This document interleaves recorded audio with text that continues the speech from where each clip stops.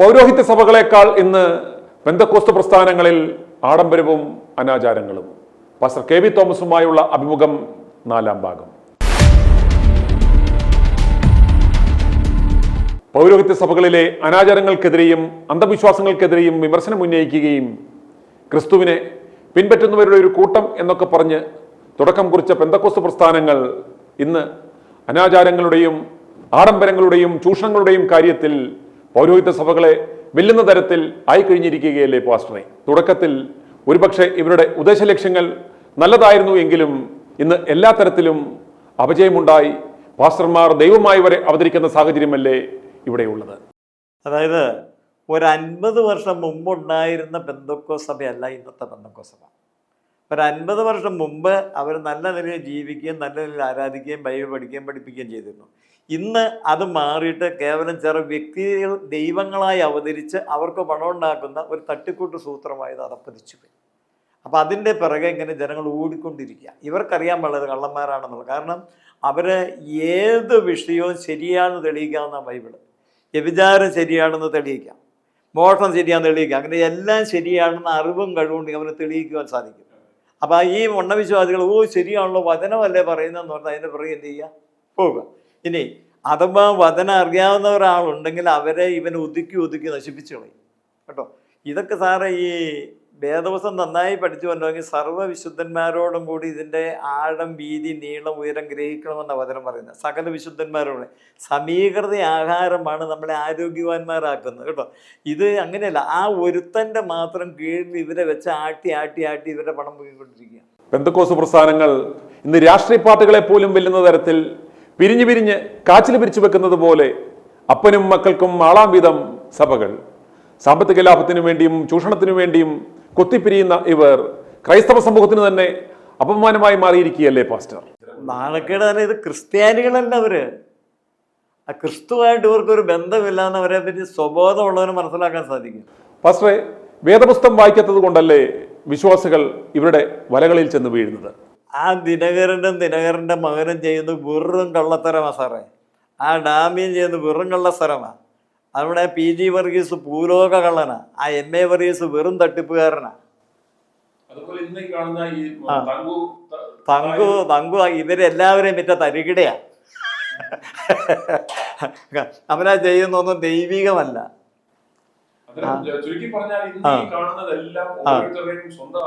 അവര് സാറേ അവർക്ക് പണം ഉണ്ടാക്കാനും ജീവിക്കുവാനും സൂഹിക്കുവാനും. ഇവിടെ ആ തങ്കുവിന്റെ മോനൊക്കെ 1.5 കോടി രൂപ പ്രാർത്ഥിച്ച് കിട്ടിയെന്ന് പറഞ്ഞവനെ ആ സ്റ്റേജിലിട്ട് അടിച്ചു കൊള്ളണം.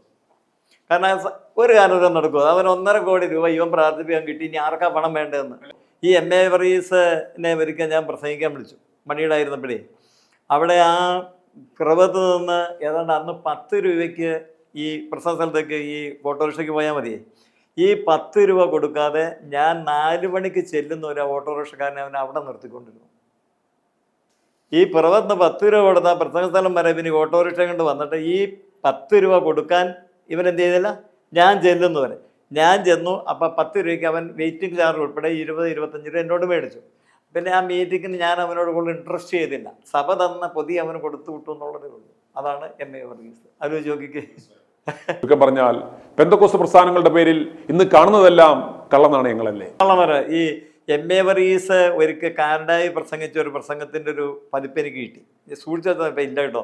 അതായത് എൻ്റെ സഭയിൽ ആടിന് പശുവിനും കൊടുക്കാനാന്ന് പറഞ്ഞ അയൽവക്കത്ത് വീട്ടുകളിൽ നിന്ന് കഞ്ഞിവെള്ളം വാങ്ങി കൊണ്ടുവന്ന് കുടിച്ച് ജീവിക്കുന്ന പാവപ്പെട്ട വിശ്വാസികളുണ്ട് എന്ന് പറഞ്ഞ് പ്രസംഗിച്ചിട്ട് അന്ന് സ്തോത്രാഴ്ചയിലും കണ്ട് കോടി വീണു.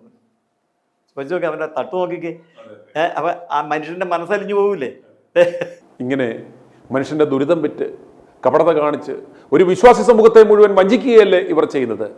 ഈ തീവെട്ടിക്കൊള്ളക്കാർക്കെതിരെ നിയമ നടപടികൾ എടുത്ത് ജയിലിലടക്കുകയല്ലേ വേണ്ടത്? അയ്യോ, ഗവൺമെന്റിൽ ഇടപെടണ്ട. അതിന് താൻ 2 വേദോസ്തം കൊണ്ട് വന്ന ബാബു ചെറിയ മൂർഖം പാമ്പിന്റെ പാമ്പ് അന്യഭാഷ ഇറക്കി അവനെ ഏതാണ്ട് കോടികൾ ഉണ്ടാക്കി. ഒരു വേദോസ്തം കൊണ്ട് വന്ന ഈ സന്യാസിക്കും കോടികൾ ഉണ്ടാക്കി. അവരുടെ ഏറ്റവും വലിയ അതാവുന്ന കാലൻ ഔസേപ്പ് എന്ന് വിളിക്കുന്ന പെരുമാവൂർ KN ജോസഫ് എന്ന് പറഞ്ഞ പാമ്പ് ചത്തുപോയി. അവൻ്റെ വൈദ്യുതി സ്കൂളിൻ്റെ പുറകുവശത്ത് ഒരു കരിങ്കൽ മടയുണ്ടാവും. മഹാസമുദ്രം പറ്റിയാലും പറ്റാത്തൊരു മടയാണ്. അവൻ ചെയ്യാത്ത കള്ളത്തരങ്ങളില്ല. കോടിക്കണക്കിന് രൂപ ഉണ്ടാക്കി അവൻ്റെ മക്കളൊക്കെ അമേരിക്കയിൽ അവരുടെ ചത്തുപോയി പ്രായമായിട്ട് കേട്ടോ. ആ സണ്ണി കുര്യനും ഈ KN ജോസഫും ഈ വാവു ചെറിയനും കോടികളുണ്ടാക്കി ആ പാവങ്ങളെ പറ്റിച്ച് അവരെ കല്യാണം നിന്ന് വളഞ്ഞു വെച്ചിരിക്കുക സാറേ. ഇവർക്കെതിരായി മിണ്ടിയാൽ അവനെ ഒറ്റപ്പെടുത്തും, പുറത്തേടിച്ചു കളയും. ഇത് തന്നെ ഈ യുവന്മാരും. ശരിക്കും ഇതൊരു കൾട്ടല്ലേ? ഇവരുടെ വലയിലകപ്പെട്ടാൽ പിന്നെ ഒരിക്കലും രക്ഷപ്പെടാനാവാത്ത വിധം കുടുങ്ങിപ്പോവുകയല്ലേ ചെയ്യുന്നത്? അധലോക സംഘമായത്. പിന്നെ ഞാനൊക്കെ ഇപ്പം ജീവിച്ചത് എന്നെ തട്ടൂന്ന് അറിയാൻ പാടില്ല. പാസ്റ്റർ, ഈ ഇന്റർവ്യൂവിന് ശേഷം സൂക്ഷിക്കുക. കാരണം കൊള്ളക്കാരുടെ കള്ളത്തരങ്ങളാണ് പാസ്റ്റർ വിളിച്ച് പറഞ്ഞിരിക്കുന്നത്. അത് ഇത്രയും കാലം പറഞ്ഞതുപോലെ അല്ല എന്നും മനസ്സിലാക്കുക. അപ്പൊ എനിക്കിപ്പോ 79 വയസ്സായി. ഇനിയിപ്പോ തട്ടിയാലും കുഴപ്പമില്ല. അവസാനമായി പാസ്റ്റർക്ക് പ്രേക്ഷകരോട് എന്താണ് പറയാനുള്ളത്? എനിക്ക് നിങ്ങളോട് പറയാനുള്ളത്, എൻ്റെ പ്രിയ സഹോദരന്മാരെ, ഈ കള്ളന്മാരും വഞ്ചകന്മാരുമായ ആൾക്കാരുടെ രോഗശാന്തിയും ഭൂതശാന്തിയും തട്ടിപ്പും കേട്ട് നിങ്ങളുടെ പണം അവർക്ക് കൊടുത്ത് അവർ കോടീശ്വരന്മാരാകുന്ന ദരിദ്രന്മാരാകും. ദൈവകോപം നിങ്ങളുടെ ഭവനത്തും നിങ്ങളുടെ മക്കൾക്കും വരുമെന്ന് അറിഞ്ഞിരിക്കും. നമ്മൾ നല്ല പ്രവൃത്തി ചെയ്തെങ്കിലേ നമ്മുടെ തലമുറകൾ അനുഗ്രഹിക്കപ്പെടുകയുള്ളൂ, വാർദ്ധക്യം നന്നായി വരികയുള്ളൂ. നമ്മൾ ഈ അനീതി ചെയ്യുന്നത് പ്രോത്സാഹിപ്പിച്ച് നമ്മുടെ പണം കൊണ്ട് അവൻ മാന്യനാകും, നമ്മൾ ദരിദ്രനാകും. അത് ഒടുവിൽ നമുക്ക് ദോഷമായിട്ടേ വരികയുള്ളൂ. അതുകൊണ്ട് ഈ കള്ളന്മാരുടെ അടുത്ത് പോകരുത് എന്ന് 42 വർഷത്തെ ആത്മീയ ജീവിതത്തിൻ്റെ അനുഭവത്തിൽ ഞാൻ നിങ്ങളോട് പറയുന്നു. ഈ 42 കൊല്ലത്തിനിടയിൽ ഞാൻ 1 രൂപ സമ്പാദിച്ചിട്ടുണ്ടെങ്കിൽ അവന് ഞാൻ 1 ലക്ഷം രൂപ മടക്കി കൊടുക്കാം. ഈ എപ്പിസോഡ് ഇവിടെ അവസാനിക്കുകയാണ്. എത്ര പാസ്റ്റർമാർക്ക് ഇങ്ങനെ പറയാൻ പറ്റും? 4 പതിറ്റാണ്ടിലധികം ഞാൻ സുവിശേഷ വേല ചെയ്തിട്ടും ഒരാദായവും ഉണ്ടാക്കിയിട്ടില്ല എന്ന്.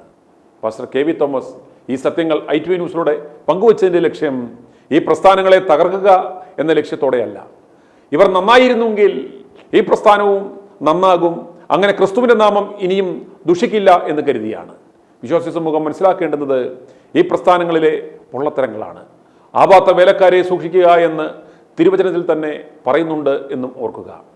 ITV ന്യൂസ് പ്രേക്ഷകരുമായി തൻ്റെ 42 വർഷത്തെ IPC പ്രസ്ഥാനത്തിലെ അനുഭവങ്ങളുടെ പശ്ചാത്തലത്തിൽ വെളിപ്പെടുത്തലുകൾ നടത്തിയ പാസ്റ്റർ KV തോമസിനോടുള്ള നന്ദി പ്രേക്ഷകരുടെ നാമത്തിൽ അറിയിക്കുകയാണ്.